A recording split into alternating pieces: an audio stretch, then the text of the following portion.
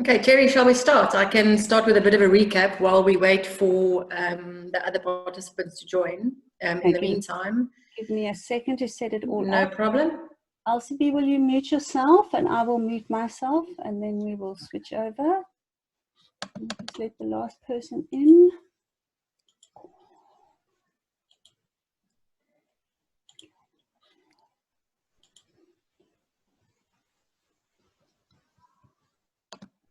Right, go. Right, good morning, everyone. It's good to see so many of you joining us again today. I hope you're all keeping well and that you're all safe and healthy. Just for your information, this webcast is being recorded, so if you have any concerns or any form of discomfort, please just shut your webcam down now. Then your identity will remain blocked. So welcome again, everyone. My name is Hanneli Marsh, and I'm the Managing Director of Wirecard for Sub-Sahara Africa. It is my great pleasure to be with you again today on the second of our three-part series. And while we wait for a few more people to join, we had quite a big sign-up. I thought I'd just give you a quick recap of the session we had on Monday with Andre du Toit. Andre has joined us again today. Thank you, Andre. And if you missed the session, I know it's sort of in the middle of the day and people are busy homeschooling and a whole host of things. The notes are already published on our blog, and also we will be sending out the link to the webinar sometime today. So if you don't receive it, please just ping us, but you should be receiving the link to Andre's webinar that was broadcast on Monday. You should be receiving that today. But just briefly, as I mentioned to you, we put this three-part series together, and it was very specifically with three things in mind. The first one was motivation, which was Andre's talk. The second one was around support, and specifically emotional support and support tools, which is today's talk with Elzabe. And then the third one is the tools to equip us and our remote teams to build the new business or to make changes to the strategies in our business in terms of what we need to adapt now. And that will be Peter Thomas, who's also joined us today. Hi, Peter, who will be providing that on Wednesday next week. So please remember to register for Wednesday session. It is a practical, hands-on session on how to strategize and how to do that with teams that may not be in the same office. So how do you equip your teams remotely to be able to adapt the strategy? So Monday, Andre's talk, there were quite a few pearlers, but the 6 main takeouts from the talk, I'll just quickly recap on and give you 1 or 2 points from my perspective. The first one, Andre spoke about our president and his proactive response and how he has received global praise in terms of how he's been dealing with the situation. And I think we've seen that again this week in both of his presentations. As we are going into hopefully this lower level of lockdown next week, we'll still need to play our part in terms of being responsible. I think we all have the ability to make decisions based on what is being communicated. So we need to be responsible in how we take this opening up of the market. In speaking to my colleagues across the globe, you can see a combination of lessening of some of the restrictions and then also strengthening in other areas. So, for example, in Germany, as of next week, they will be going into more and more opening up of the lockdown restrictions, whereas in Singapore and in Dubai, it's the opposite. So I think we have to prepare ourselves for the fact that we'll probably also have this combination of strengthening and lessening over the next couple of months. The second the second takeout was around lessons that we've learned from history. Now, Andre specifically referred to a talk that was done by Dr. Dean Allen, who is a historian and spoke specifically around the correlation between the Spanish flu and COVID. I was very fortunate to also attend that talk, and it was absolutely fascinating to see. And I've seen that there is a rerun of that specific talk, and I think it's on Monday, if I'm not mistaken, Andre. If anyone here is keen, we will send out the link to that as well. Please feel free to join that talk. It's a really fascinating angle on what we're experiencing. And for me, the major takeout there was, we've seen something like this before and we've all survived. So just hang in there. We know it's really difficult, but it definitely is a way out of this. The third point in Andre's talk was about taking personal responsibility and about the fact that we all need to be part of the solution and we need to make decisions for ourselves. So if you are an exposed individual in terms of immunity, or you have family members that are, please do the responsible thing. We need to be able to make those decisions for ourselves. And for example, in our office, we are, as it is, even in level 5, we are part of essential services. So theoretically speaking, I could be in the office right now, but we have to protect ourselves, our colleagues and our families. And even before the presentation last night by the president, we made the call, our crisis management team made the call to say, we do not want to expose our staff, and we will remain in work from home mode for the month of May. So it's possible to make these decisions, despite the fact that you maybe have access to more lessened restrictions. Make the decisions if you can, stay at home if you can. The fourth one is to look after your health. Now, I think that is one that we've all been seeing, and we're all worried about. That health is both physical and mental, and Elzabe, we're really excited to chat to you today around how do we take care of our mental health, specifically in this time. Andre spoke about the notion of anticipatory grief and us grieving things that may not even have happened yet.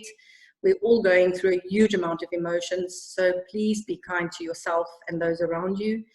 People are dealing these emotions in different ways, so be mindful of that. The fifth one is to reboot your body, mind, and soul. You know, all the good intentions in the world. I mean, we hopefully will have a bit of freedom from next week to be able to do some exercise and get outdoors and get some fresh air. But it's also important to take this time to reflect and to reset. So Andre used the example of the DSTV Explorer that sometimes need a reset. Andre, I think you may have jinxed ours, because ours is now not wanting to reset, and the only way to do it is to go into one of their actual walk-in centres, which is in one city or somewhere around that side, and we're in Somerset West, so we are going to be DSTV-less in the next couple of weeks. But the sixth one, which for me is super important, is make the circle bigger. So use this time to connect and reconnect with the people that are important to you, with the connections that you may have lost some contact with. And in fact, Andre's words specifically were, you are only as powerful as the people you surround yourself with. So be powerful. So make time to spend it with people, even if it's on the phone, to reconnect those relationships. We also mentioned last week that originally this series was designed for the tourism industry because of the impact we saw this virus having on tourism. And as I mentioned on Monday, we decided to open it up because we've seen that the impact is much wider than just tourism.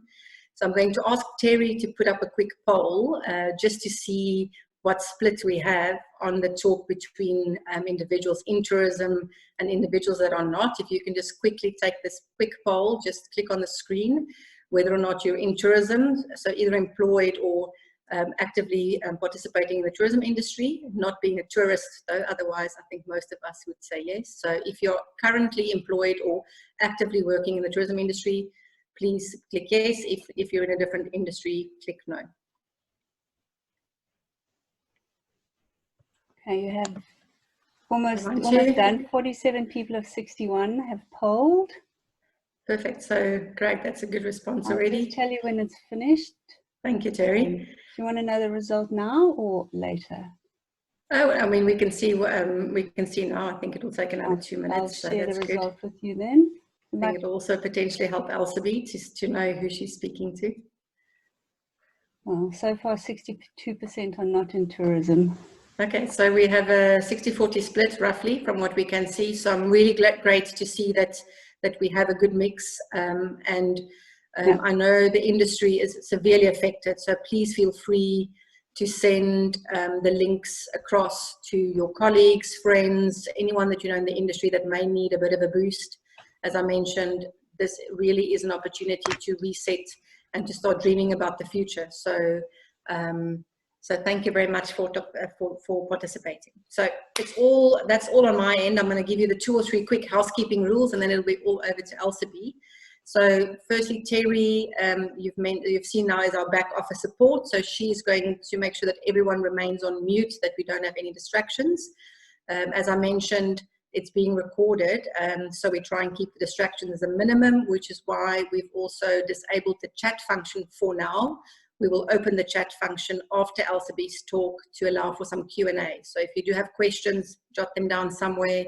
We'll open the chat function directly after Elzabe's chat. Also, please can I ask you to switch off your webcams just to protect the bandwidth, that you make sure that you get the most clear version of the talk. Switch off your webcams if you can. And then I do hope that one of your kids or your spouse has been trained by now to bring you a fresh cup of tea or coffee throughout the presentation. Now, to introduce Elzabe, it's a huge pleasure. Elzabe, thank you so much for participating. Elzabe has already been providing support to our team here in Cape Town, but also to our customers.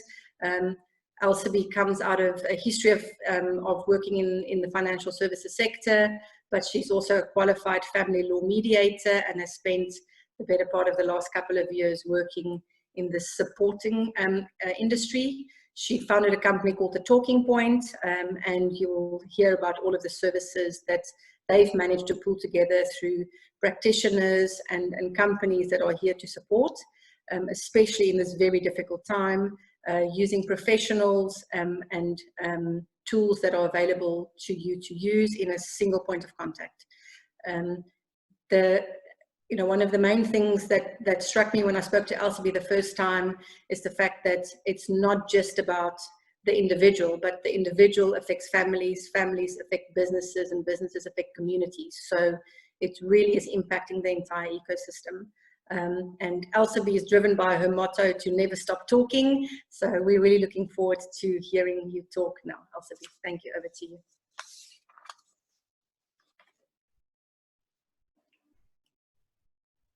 Okay, unmute myself. Good.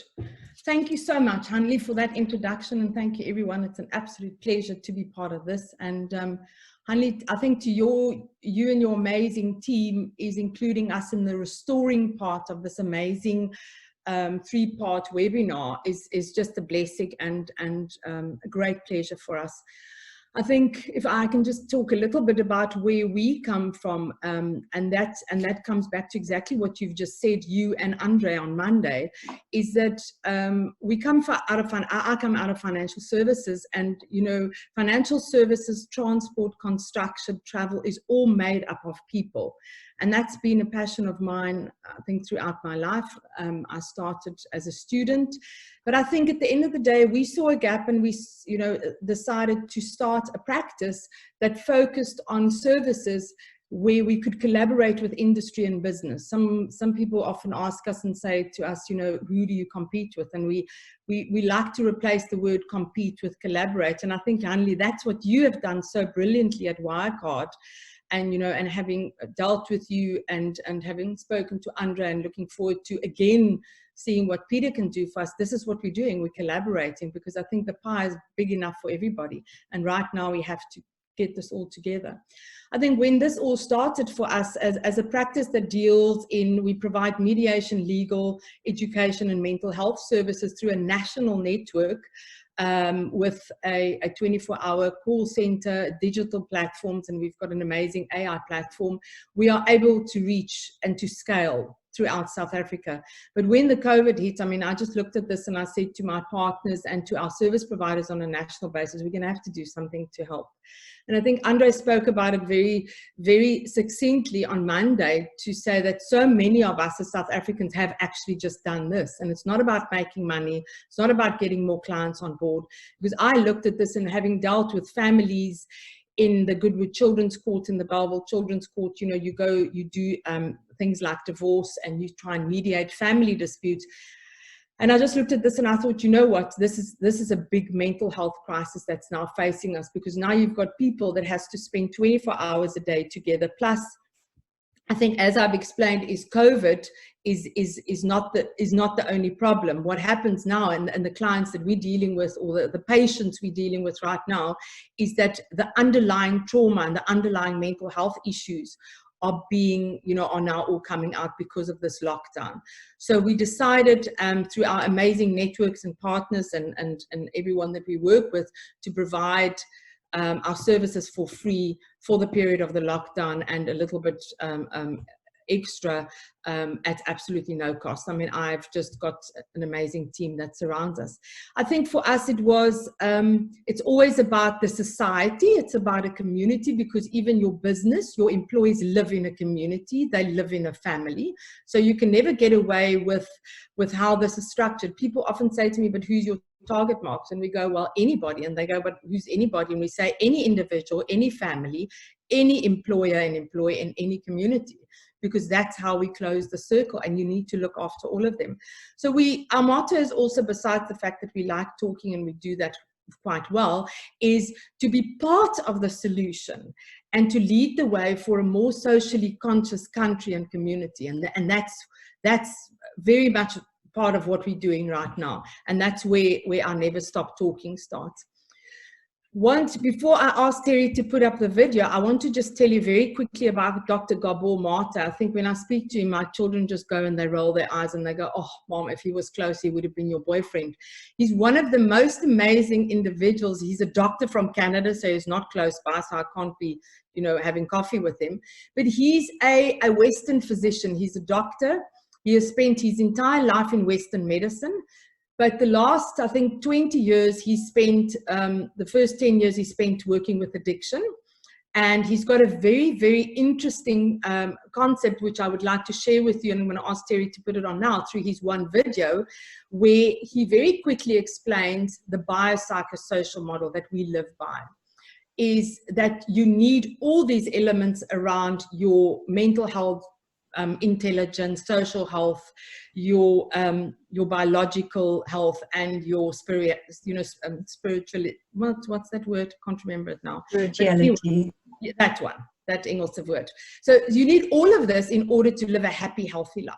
So I just want you to watch this video with me for a few minutes, and then I will tell you, because this is where the Talking Point story began for me. And we thought, you know what, we're going to put all of this together, and we're going to put services, we're going to develop services where we will be able to live this, and also collaborate with the rest of the industry, medical aids, insurance, banks, all sorts of companies, and say, let's put this all together, because then you're covering all your bases. So Terry, over to you, if you can just share that video with us.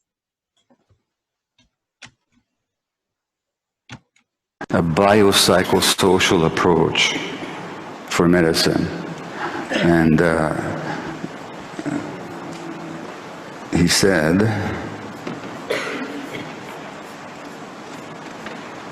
the boundaries between health and disease, between well and sick, are far from clear and will never be clear, because they're affected by cultural, social, and psychological considerations. That was 1977, and that wasn't new either. In 1940, another American physician said that social and psychic features play a role in every disease, but in many conditions they represent dominant influences, and that mental factors represent an active force in the treatment of patients, as active a force in the treatment of patients as chemical and physical agents. And that wasn't new either, because back in Roman times, the Greek physician Galen already pointed out that women who are depressed are more likely to have breast cancer. And now we have the actual studies to show why, and I'll refer to them later. So what I'm saying is that this awareness, this intuitive awareness that you can't separate the mind from the body, and you can't separate the individual from the environment, is not new in medicine. What is new is that now we have the science to actually prove it. And what is remarkable and lamentable at the same time is that despite the scientific evidence, medical practice still doesn't take into account. And let me show you to what degree it doesn't. So I'm going to ask you a question. Raise your hand if in the last, say, 5 years or so, you've been to a respirologist, a gastroenterologist, a cardiologist, a neurologist, or a dermatologist, any kind of an ologist. Just put your hand up, okay? Great. Now, thank you. Now, put your hand up again if they ask you about any stress in your childhood. One person, that's fantastic, 1 out of 1,500. Put your hand up if they ask you about any trauma you experienced. Same person, you went to a good doctor. If they ask you about your relationship with your partner or spouse. If they ask you about how you feel about yourself as a human being. Same person. And if they ask you about any stresses at work. And I'm telling you, that's how bad it is. Because every one of you, I would say, well, I don't be too dogmatic, maybe only 98% of you who went to see one of those specialists went there because of those factors that they never asked you about. Okay. Are we back up? Okay. Thank you, Terry. So that's a very interesting, well, I always say that that's where our story starts. And that was very interesting for me to start researching it and start reading up on it. And it took us a while to get going with the talking point because, you know, you work in an industry where there's already a lot of employee wellness programs, there's insurance, there's medical aid, there is EAPs, there's all sorts of stuff. And, you know, we didn't want to launch another practice or another service that's already out there. And that's why we've looked at this biopsychosocial model of health, and we've created services to help focus exactly on that.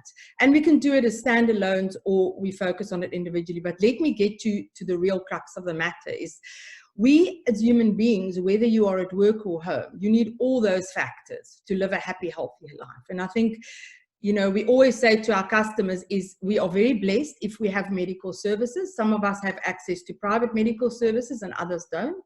And if we have, whether it's even the public hospitals here in Cape Town where we live, there's some really good hospitals even in Gauteng. But it is really, if you look at this, as we look at it, it is the medical services that keeps us alive. But it's our biological, psychological, and sociological health that enables us to live. And this is what we want to do. We want to be healthy, but we want to be enabled. You know, you enable your children, we enable our friends, we enable our families. So for us, it is important to collaborate, and we don't compete because, again, I say the pie is big enough for everybody. So the well-being of individuals, families, employees and communities is what we focus on. And this is what will drive this country forward. If all of us just take all our skills, the businesses like the Wirecards of this world and like the partners I work with, all just stand still for 1 minute and say, okay, how can we put this all together? Because there's often, and we see it so often, I mean, I work in an industry where, you know, they talk about VAPs, and that's value added products or value added services, and it's amazing. And I mean, all 8 these competitors in the industry that's around are all competing, and they've all got similar and different products, etc. For me, and maybe I'm not looking at it realistically, but the fact is that we could all put this together. You know, what are we really good at? What are we really bad at? Because we can't all have the same skill and all the same expertise. And especially in a crisis like this, a pandemic that can wipe out communities, we need to look at this and say how we can help. Somebody said to me, yeah, but you're offering this, you're doing this paying it forward thing, and, you know, you're offering it for free. How are you making money? And I said, I'm not. I said, I have just, you know, called my national infrastructure, got them around, you know, on the telephone or whatever, and I said, girls, you're going to have to help out, or guys, you're going to have help. And I was absolutely blown away by, you know, and even our 24-hour call center, you know, that costs money. And I mean, they've come on board, which is amazing for us. What I want to talk to you about is, you know, when fears run high, the need for courage runs higher. And this is where we are now. Some people are far more fearful than we are. We've got our health, we've got a roof over our head, we've got a car. Some of us have still got jobs. Some of us, you know, with small businesses like mine's only 3 years old, you know, you wonder, where is this going to come from? We sit here, we've got a sore throat, you know, you're coughing. My daughter's her boyfriend's younger brother's 18. He's very cute. He's living with us because I refuse that he goes home because, you know, they don't have parents. They grew up in the Durbanville Children's Home. And every time one of us coughs, wherever he's in the house, he goes, Corona. And then, you know, we just all laugh about it. But I mean, that's his take on it. And he's happy and he's walking the dogs. He walks 5 times around the house every day. Well, he's supposed to. I hope he's doing it. But the fact of the matter is that we're all confident that our immune systems will carry us through all of this, and we are really hoping that it does. But you know, we're also positive and live in a country where we have to be resilient, and hopefully our government is responding to it in the right manner. I mean, we hear what our president says, and we read social media, and we're hoping that they're putting comprehensive protocols in place so that the spread in very densely urban and in rural areas does not get too hectic, or, you know, doesn't kill more people. So we're hoping we're hoping for it, and we're hoping for the best, but that's all we can do. We need to try and stay positive and resilient. And again, I say to you, that's much easier to say, you know, it's much easier what's said than done. But the fact is that all of us, we are in different, you know, situations, financially, economically, health-wise, etc. But there's a few things that I want to share with you and try and get you to a point where you just think about it differently, because, you know, it's all about what happens in the mind. And again, Dr. Gabor Mate, and we also preach that, is to say what happens in your head makes your body ill. And if you look at the work that we do with children in my practice and with my wonderful practitioners, is that you can see this is where all this other stuff comes from: anxiety, ADHD, you know, behavioral problems, because now they feel our anxiety. We're sitting at home, and I know Handy spoke about Frozen. I'm very sorry that Andre caused you now not to be able to watch Frozen. But the fact is that Frozen's also got a story. I mean, there's a reason why they made that movie, and it's a beautiful story. But the fact is, our children feel our pain, and, you know, it just escalates, and it just becomes a vicious circle. So what we want to share with everybody, and even if it's the talks or the podcast we have, is just to give one person, just allow one person to feel better. A while ago, the call center phoned us and said, well, there's a 70-year-old client. She lives in a not a remote area, but a little town, and wants to speak to a counselor. We said, absolutely. We respond within 24 hours with some help.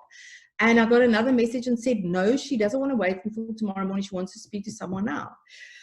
I had to take the call personally because no one else was available. It was late. And just that conversation made an enormous difference. Just picking up that phone and talking to her and seeing what goes on.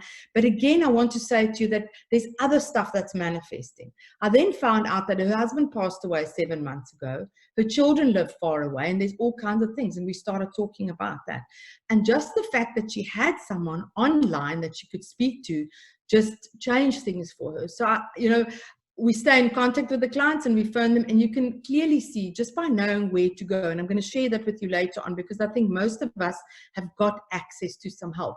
But if you're in this dark, deep, dark place, you don't always know where to go. So I'm going to give you some guidance on that. The other thing is that I've also decided, and I spoke to my children, because, you know, if you've got, what are they now? Millennials, I think I have. I can't remember what they are. But, you know, they sit on their thumbs. I think they're going to have osteoarthritis, Terry, by the time they're all 25, because they sit. And I said to them, can you stop sending WhatsApps? Get on the phone and phone your friends and see how they are. And, you know, or video call them. So we created, in my team, a virtual group hug.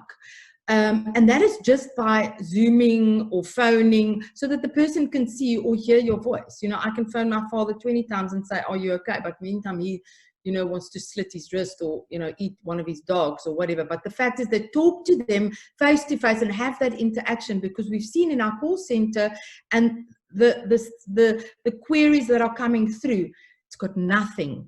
It's got hardly anything to do with COVID. It's got hardly anything to do with the lockdown. The lockdown has just been a result of something else. So, you know, we're picking up on all of this, but at the end of the day, we can help save some lives. So it's very easy for me to sit here and say, oh, you have to be resilient and you have to stay positive, etc. But you know what? Some of us are feeling better on other days, so we need to try and paying it forward in our own direct families, with our staff, with our personnel. I mean, we've got a gardener that lives quite far away, you know, phoning him and saying, David, are you okay? What's happening, etc. And just if each of us, there's so many of us, just make one more extra call or one extra something. But if you can't make that because, you know, you're feeling down or whatever, you need to look after yourself first. But there is help. There is somebody out there that you can talk to. And there's professional help out there. And people like us and Wirecard and Andre and, you know, everyone else that is making an effort to help. So I want to talk to you just about the 8 dimensions of wellness. I think we all know this. We grew up with it. We understand what it is. And because if one of them are affected, if our spiritual health is affected, you know, it takes a strain on our mental health, or if our mental health, the financial wealth is affected, and so it goes on. But it is about remaining resilient. And I'm going to ask Terry to play the next video, which I think is a really beautiful and a fun video. And maybe even Hanli, you and all the participants here should play it to your children that age and see what they think about it and see how they feel about it. Terry, I'll leave it over to you.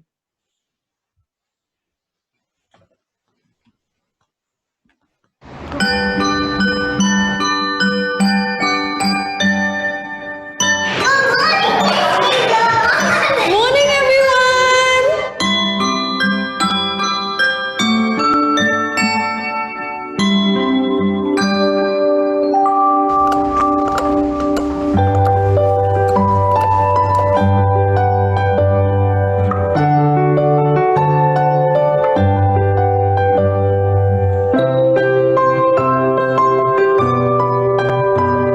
Who does it look like? It looks like me.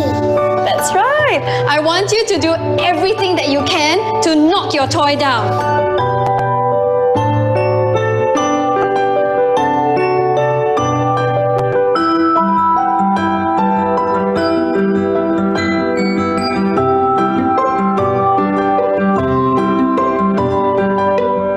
Who is the strongest in class? Jeron, come on up, please. I'm going to give Jeron a prop, and he's going to try to knock it off the table. Ready, Jeron?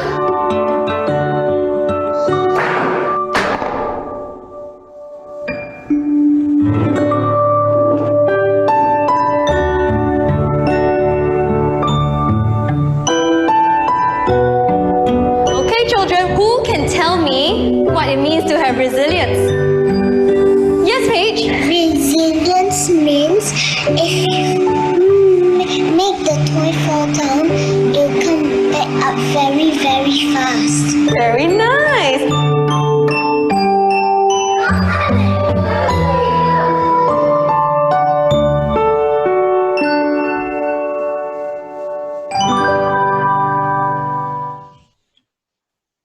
Okay, thanks, Terry.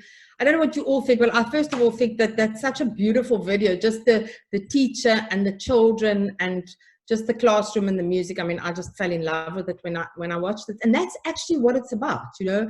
I mean, some of us, half our lives are over. I'm only 25, but you know, the rest of everybody else.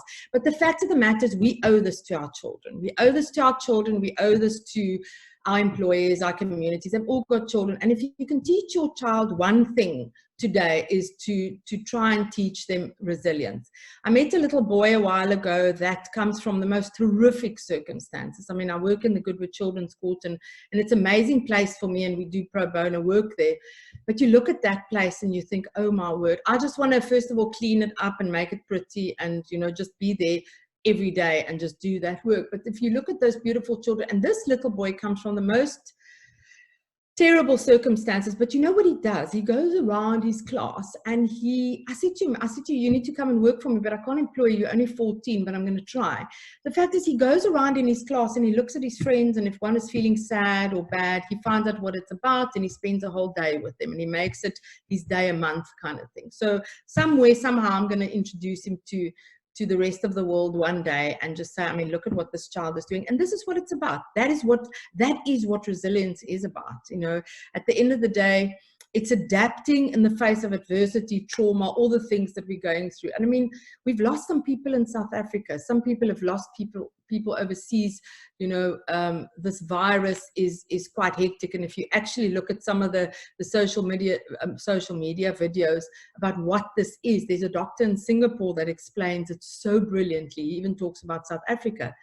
It is a hectic thing. However, what can we do? We need to just get ourselves together, or try and pull ourselves together if you can, and start taking care of ourselves. We always draw in therapy, we draw the pyramid, and we say you are at the top, or your religion, then it's you and your husband or your partner, and then the children, and the rest comes after that. Because if you're not taking care of yourself, you can't take care of the rest of the world, and we can't save the world. But you know, things like social support, look at active problem solving, even in your house. You know, the biggest fight we've had in the last 4 weeks is picking up dog poo and doing the dishes. I mean, it is horrendous. I've even thought of just starting to cough so that they don't ask me to do any of that, but it hasn't worked.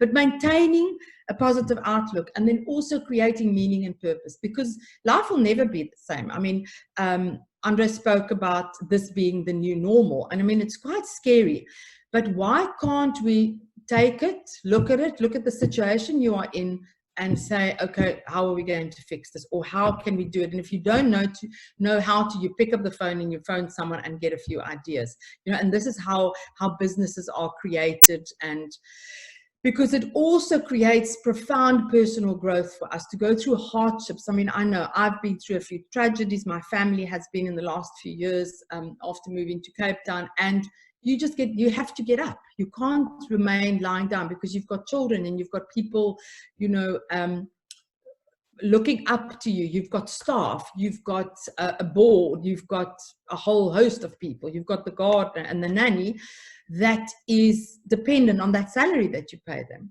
The 6 C's of resilience, we always say, is things like control, create competence, competence, you know, and new competencies in your families or in your workplace. Things like confidence and connection. Connection is incredibly important.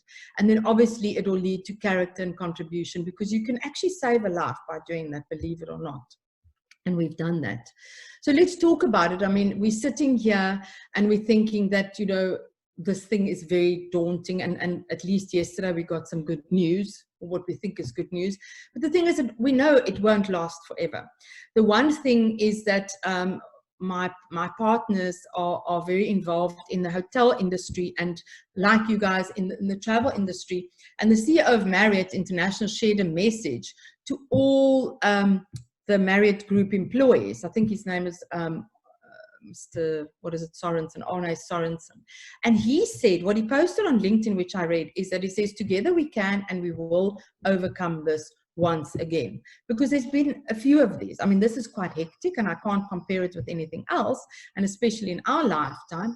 But he didn't sugarcoat the situation. He told them, and if you work as closely with that group of hotels as we do, you understand that salaries are cut by half, and a few other hectic things. And in the travel industry, I mean, listening to what's happening to SAA, I mean, it's absolutely shocking to even think about, you know, what the impact will be.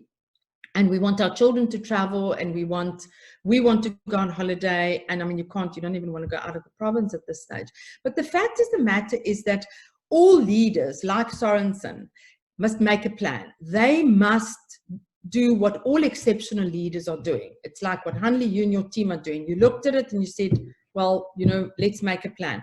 I know, Andre, from your talks and the things that you're doing, you're addressing it head on, but let's look at it in the face of adversity. But there must be some positives coming out of there. There always is. You've got your health. And let me tell you something.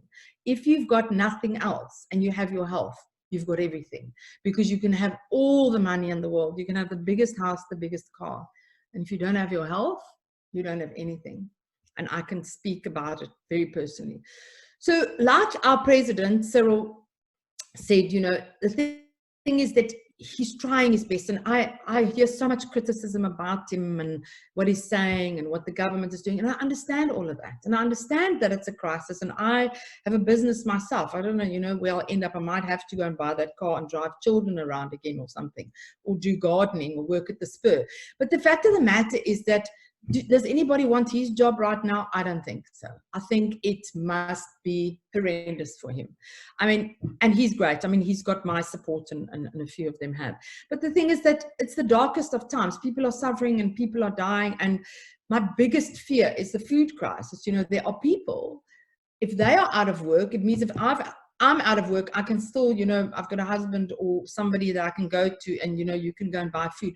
What about the people that cannot buy food? I mean, that's a basic need. If you look at the hierarchies, that is the food and shelter. You know, how do you keep a 4-year-old busy in a shack? If you've got 3 4-year-olds, if you've got a 4, 5, 6-year-old, I mean, we've got DSTV, we've got a garden, we've got a trampoline. How do you keep a little one that lives in a very rural, very dense community in-house for so long? And I mean, how do you keep them busy? That's the other crisis we're facing. However, I think the fears have gone beyond the virus, and we're all wrestling with that right now. So what I'm asking and what I'm saying and what we're advocating is, let's just sit and think about this, and let's get together with our partners and our colleagues and our friends and everyone that we work with and that's in business, and say, listen, I know that you're on your own road of making money and doing your thing and whatever, but is there anything that we can do together?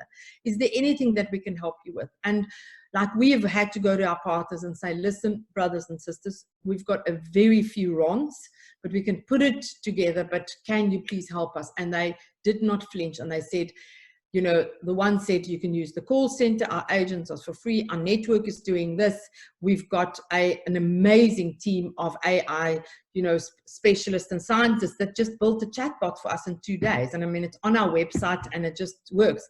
It's a bit strange to talk to this thing and it talks back, but I mean, that's how it is. And I mean, it's really, really incredible. So if we put our heads together, we can do so much more. So where to get help? I mean, everyone that may be listening to me must be working for an organization or know about a wellness program. Companies have got wellness programs. All companies have got wellness programs. Medical aids have got wellness,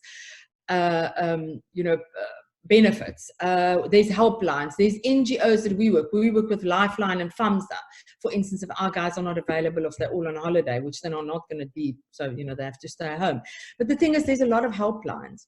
And what we're saying, for instance, and I mean, somebody said to us, but don't you, are you not in competition with this wellness program and that wellness program? We go, no. We don't want to be seen as competitors. We collaborate because we know that the services we design does not exist in the formats that we present them, but it doesn't matter. We need to look at what is the crux of the matter. What is the cause of the stress that your staff are having? What is the cause of the trauma? Is it the COVID virus or is it something else? They might be going through a divorce just before this lockdown. I mean, what are they going to do now? You know, how do you think that that divorce is going to look like after that? I mean, our colleagues that deals with child and child abuse and abuse, women abuse, and the calls have gone up threefold. I kid you not. I mean, it's horrendous to think that abusers are now having, they're being locked up in one house. How do you think that looks? How do you think it affects those children? So please reach out and go back to your EAP program and go back to your wellness program and go to the counselors in your companies. I had one organization, quite a big one, phone us a while ago and said they wanted to know about the trauma services that we provide. A little bit different. Because we debrief first. And I said, we explained it, and I said, oh, well, we must just tell them how we compete with their current provider. I said, how long has your current provider been with you? And I know this sounds a bit political, but it's just interesting. And what I'm saying is that I think there's a utilization or there's another issue. And they said, yeah, but we're asking you for a quote. I said, well, how long have they been with you? And they said, 6 years. I said, but why are you asking me then to quote on the same thing that they should be doing? So my point with that is, if it's not working in your company, then approach the guys. Maybe they're too small or they're too busy, and say, listen, we need you. You need to either skill up or get more counselors or get another line or whatever. Work with them. We're all in the same business. Someone said, yeah, but, should we cancel the one program for the next? I said, no, don't do that. Let's collaborate. Go and find all the services you need. Is it mediation? Is it legal? Is it counseling? Is it financial wellness? Is it a card? Go and find it. and then add it on. You don't have to cancel what you have, but go and find something that will help you and your family, because if you're not well, your family is not going to be well. And the fact is that Hanli, in your team, you've obviously got an exec team, then you've got a management team and so on. We have to be there for our staff, and there's 3 things we have to be. We have to be courageous. The second thing is we have to be there. We have to give them clarity. You have to talk to them about the real issue, and then also help them, and help them problem solve. And if they don't know how to problem solve, tell them how to problem solve, or phone us and we will help you problem solve, or one of your partners. We've all got, and the big organizations have all got partners, and they've got access to all these things. I think the last thing I just want to say is that, and I've said so much, is that at the end of the day, the entire South Africa is made up of 4 things: individuals, families, employees, and communities. And we've got a big job to do besides the COVID virus. This is just part of a problem. If we can get together, if we can start showing our children what resilience means, if we can start showing our children what it is to mediate rather than to go and stand in a court, our attorneys will shoot me, but they know how we feel. We either mediate or we litigate, but we can do both. But I'd say mediation because you can teach a child to go and have a conversation with someone and say, listen, let's sort this out instead of stabbing the teacher with a knife. Or I had a situation the other day, I have to just share it with you for 2 minutes, where one of my education service providers phoned us in tears and said, help. We said, what's going on? So Dean, who works with me, got a message to say, what did it say? I can't remember exactly, but it said, Frikkie has just been expelled for throwing a broodkorsie at the teacher. And I looked at Dean and I said, what? Because she's she's a brilliant social, and we killed ourselves laughing. I said, this cannot be. Anyway, it wasn't a laughing matter at all. But it was a laughing matter at the point. So now I've renamed her son Skorsie, like broodkorsie and Skorsie, because he was scorched in Afrikaans. And the fact of the matter is, if you look at what happened there, it was a silly situation, something that happened in class. They were bored, the teacher were, not happy with them, or she was, busy with something else. And he really did. It was apparently a hard broodkorsie. I don't know, is that a korsie in Afrikaans? What is it in English? A crumb, but it was one of those long sides of the bread.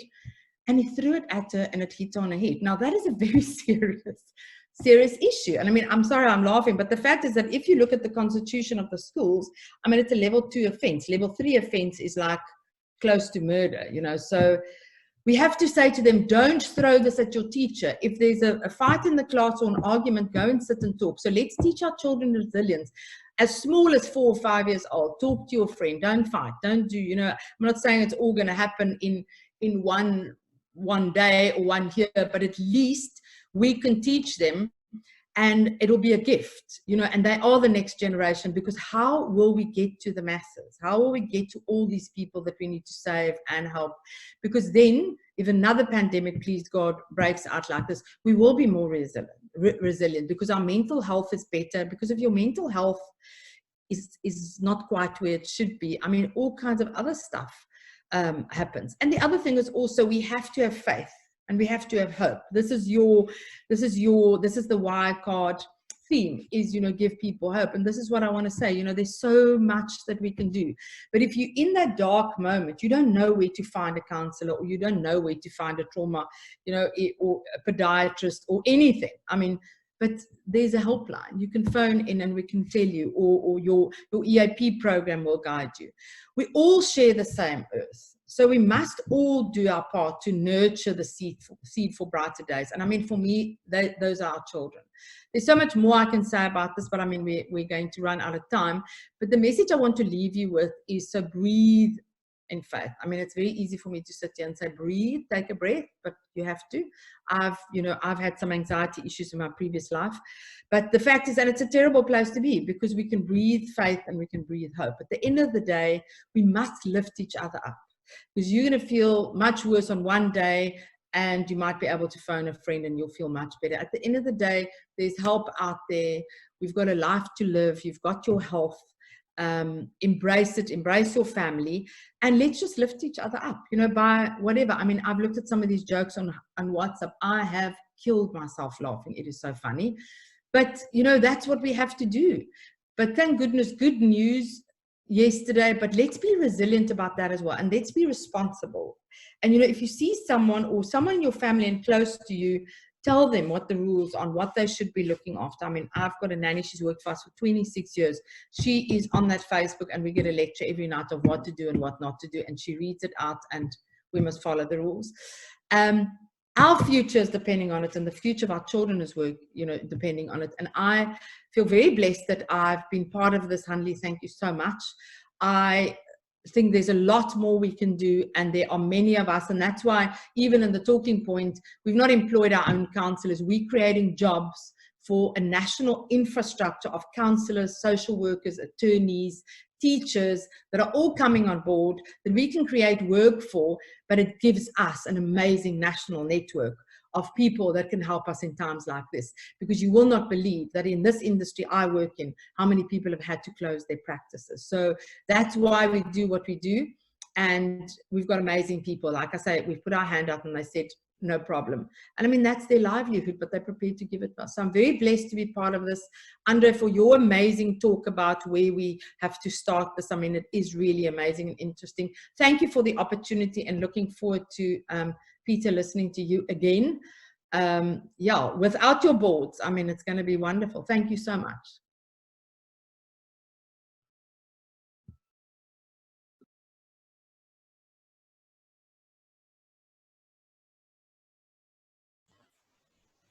Hanli, unmute yourself.